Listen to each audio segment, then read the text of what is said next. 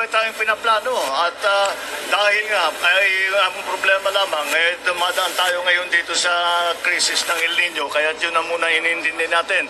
Ngunit maliwanag na yung development. Maganda kasi na ang takbo ng Jensen, ang development ng Jensen.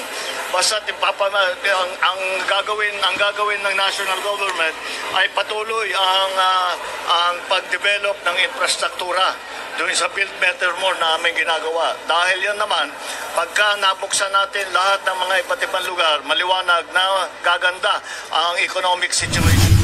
Bakit ang Chacha? Bakit bago lang itong konstitusyon? Why Chacha? What's the fucking matter about our... Ano ang probinsya mo? Wala. Perfect itong konstitusyon natin. Ngayon, may isang page lang sila. This is Article 7 of the Section 4 of the Constitution. Isang sentence lang yan. Isang phrase lang nga ang gusto nilang tanggalin. Ano yan? The President and the Vice President shall be elected by direct vote of the people for a term of 6 years.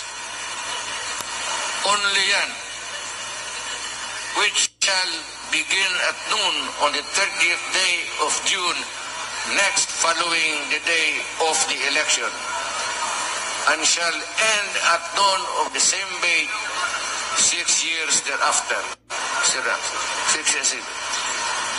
One term, 6 years.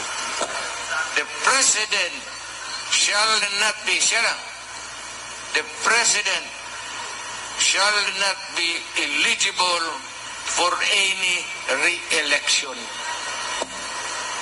Kaya dito si Marcos, hindi na talaga siya pwede. Kaya gusto niyang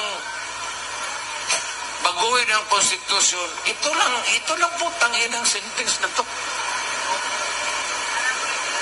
Para lang makatakbo uli. Kasi dito, eligible. Wala kaming report na in the ranks. Yung mga retired, baka merong mga gumagalaw na sumasama sa mga distab na ginagawa. Pero sa ating mga kapulisan at siyempre lalo na sa officer corps, wala naman tayo nakikitang ganun na namumulitika ang mga pulis. So, ang loyalty check, hindi ko alam kung ano yung loyalty check katotohanan. Anong sasabihin mo doon sa tao? Sasabihin, loyal ka ba sa akin? Siyempre, oo, ang sagot nun, di ba? Kahit na hindi siya loyal sa'yo. Pero, titignan natin mga record ng mga ang ano ko naman, kahit hindi mo ako binoto, okay lang sa akin. Basta't maging professional ka, gawin mo yung trabaho mo ng tama. Yun lang naman ang hinihiling ko sa lahat ng police, sa lahat ng armed forces. Thank you. Pasalamatan ko, mahal ko to, alam nila, yung mga pulis na militar, maraming salamat sa inyo. Akin yan, maniwala kayo. Akin yung militar, pati pulis, sa tao yan. Hindi yan nakatutok kaninong umuupo dyan ng putang inang. Alam ko yan kasi galing ako sa Malacanang. Alam mo yung mga militar pati pulis, pag luko-luko ka dyan, iiwanan ka talaga. Magkudita yan, naloko na. Magka-Pilipino yan. Yung pulis inyo yan, militar inyo yan, huwag kayong matakot. Pag magpunta dito, wala yan. Ang iniisip yan, bayan, pati tao, pagsisilbihan nila. Inyo yan. So, mahalin ninyo ang militar, pati pulis. Mabuhay sila. May comment po ba kayo doon kay Agent Morales? Na ano po yung masasabi po ninyo? Mahirap naman bigyan ng importansya yan. You know, this fellow is a professional liar. At parang jukebox yan eh. Kung ano yung hulog mo na, basta maghulog ka ng pera, kahit anong kantang gusto mo, kakantay niya. Oo, kaya walang saysay. Tignan mo na lang ang kanyang record. Tignan mo na lang kanya, may kaso siya na false testimony. O yan, ganyan. Ilan bang marami siyang history na kung sino-sino sinasangkot, kung saan-saan. Hindi, parang yun ang hanap buhay yata niya. Kaya professional liar ang tawag ko sa... Ako'y mayor, pinakitaan ako ng evidence ng PDEA. Doon sa listahan, nandoon yung pangalan mo. Ayaw kong sabihin yan. Kasi magkaibigan tayo. Ikaw pumapasok kayo ng alanganin.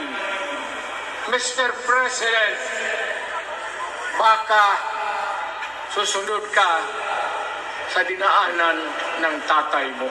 Yan ako takot. Ayaw ko mangyari sa iyo yan.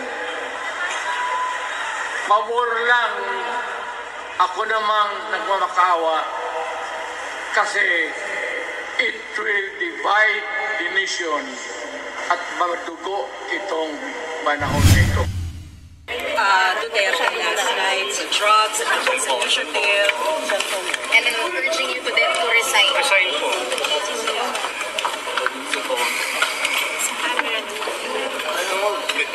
I think it's the fentanyl. Fentanyl is the strongest painkiller that you can buy. It is highly addictive and it has very serious side effects. And PRRD has been taking the drug for a very long time now. When was the last time he told us that he was taking fentanyl? Mga 5-6 years ago. Something like that. After 5-6 years, that has to affect yung kaya palagay ko kaya nagkakaganyan. So, I hope his doctors take better care of him than this. Hindi pinababayaan itong mga nagiging problema. But sir, can you categorically deny that you're involved in drugs para matapos ng... Even dignified. PDEA report.